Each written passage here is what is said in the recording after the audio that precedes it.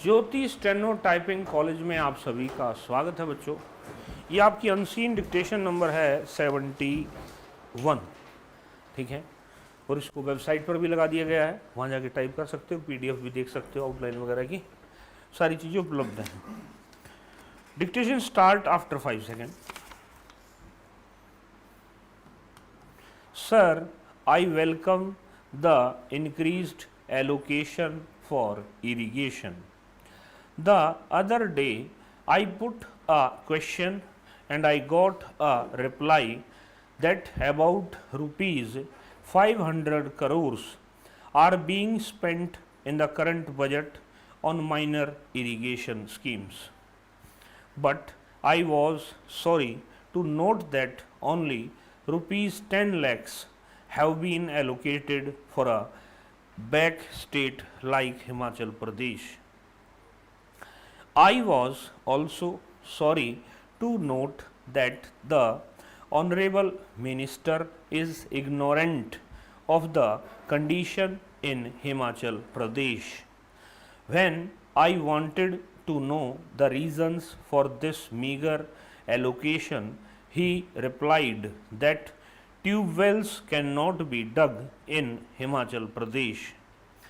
I am sorry he is not aware of the fact that Himachal Pradesh has greater potential for minor irrigation.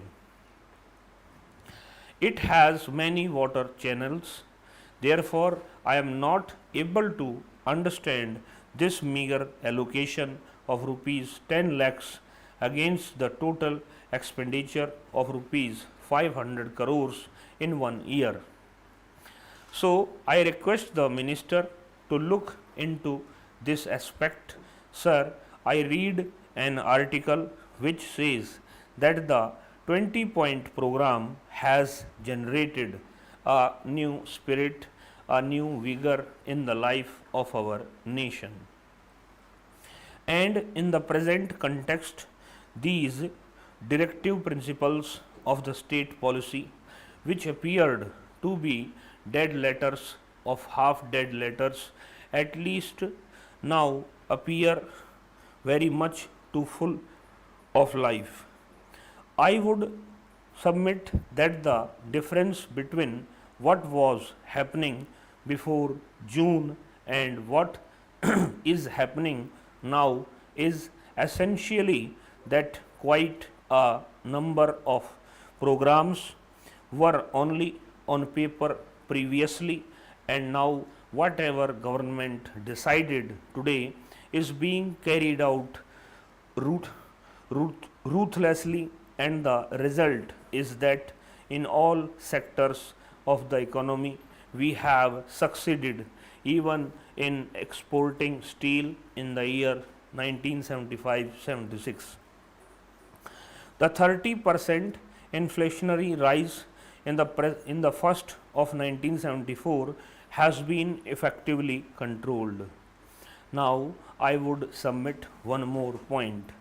There may be mistakes here and there, but I appreciate the efforts of the government not because of any performance in the physical targets, but because of the psychological change it has brought about the proclamation of emergency. Democracy, socialism, and secularism, which are fundamental to our country, were going to be shaken up by the disruptive forces. There has been a check, and the government has been able to march forward with this massive 20-point program announced by the Prime Minister. Sir, inspired by the declaration made by our Prime Minister, we have already distributed 2 lakh acres of land, and it we have a scheme to provide built houses to 5 lakh houseless people. In the course of last year, 2500 houses have already been built and distributed, and in the course of next 5 years we propose to construct 5 lakh houses at a cost of rupees 15 crores. Sir, I would submit that the rural economy will change for the better if we give home sites to the homeless people, if we provide credit to the rural cultivator, and if we fix the minimum wages for them. Mr. Vice Chairman, sir, during the last few months, it has become fashionable to talk of the green revolution, and the government takes a certain amount of pride in what is supposed to be the green revolution. But there has in fact been no green revolution in the country. It is correct that last year we had a record production of food grains, but the fact remains that the current year's production is not expected to be of that level. It is now not expected to be equal to that of the last year, and an additional fact is that PL 480 food grains continue to be imported in this country. Only recently the government has entered into another PL 480 agreement to continue imports for a number of years.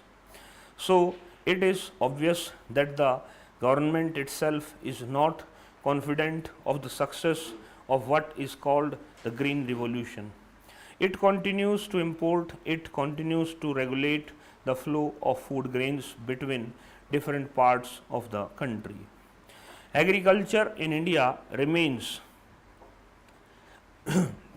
a low yielding and uncertain vocation. There is so much talk of the high yielding varieties of seeds, but the fact is that the high yielding varieties of seeds can be used only in fields which are amply supplied with fertilizers and water. Only a minority of our agriculturists are able to take advantage of high yielding variety of seeds, and only less than 20% of land is irrigated. 80% of our cultivable land is still rain fed. How can we talk of a green revolution, or how can we talk of achievements in the field of agriculture as long as 80% of our cultivable land depends on uncertain rains? Neither chemical fertilizer nor high yielding varieties of seeds are available to those who cultivate the 80% of the land. What has happened is this, that the better of peasants or agriculturists who have well irrigated land and their own resources to put in fertilizers and other inputs have benefited from the introduction of chemical fertilizers and high yielding varieties of seeds. What is called green revolution is in fact an unfinished revolution, and the need is to evolve new strains which will be suitable for the rest of our cultivable land. The need is to arrange for more irrigation. The need is to make credit and inputs available to the poorer sections of the peasantry. That is not being done. The agricultural strategy evolved during the last few years has escaped more than 80% of our agriculturists and 80% of our land. Therefore, I support the demand made in the country that there should be an agricultural commission to look into the whole agricultural strategy and evolve an agricultural policy which will benefit the poor sections of the cultivators, as the present strategy has helped only the richer sections of the cultivators. It has not at all helped the poor farmers.